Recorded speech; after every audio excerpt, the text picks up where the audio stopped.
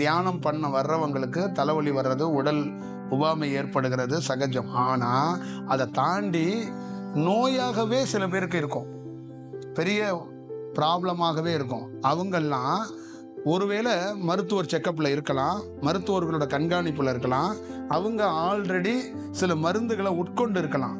அவங்கெல்லாம் இந்த தியானத்தை பழக வரும்போது என்ன கையாளணும்னா, அதிதீவிரமாக மீண்டும் அந்த தியானத்தை பண்ணி உட்கார்ந்து இன்னும் உஷ்ணத்தை ஏற்படுத்தி உடலை அந்த இடத்துல இருக்குல்ல அந்த நரம்ப அதை இன்னும் பலவீனப்படுத்தக்கூடாது.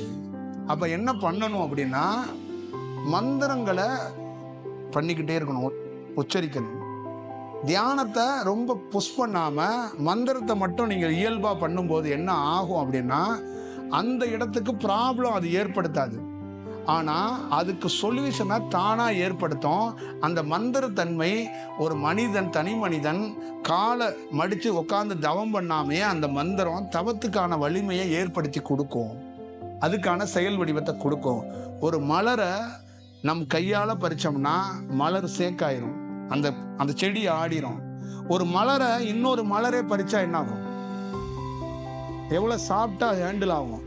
அதே மாதிரி தான் உடல் நரம்புகளில் உடல் சம்பந்தமாக ஏதாவது ப்ராப்ளம் இருக்கிறவங்க அதை மந்திர வடிவத்துக்குள்ள ஒன்று பண்ணுனாங்கன்னா அந்த இடத்துக்கு பாதிப்பு வராது.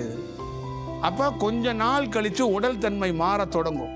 அந்த மந்திரங்கள் சொல்ல சொல்ல உடல் தன்மை மாற தொடங்கும். அப்போ மாற தொடங்கும் போது அவங்களுக்குள்ள என்ன ஆகும்னா, அந்த இடத்துல மாற்றம் ஏற்படும் போது தானாக உட்கார்ந்து தவம் பண்ணுறதுக்கான ஒரு வாய்ப்பை உருவாக்கிக்கலாம்.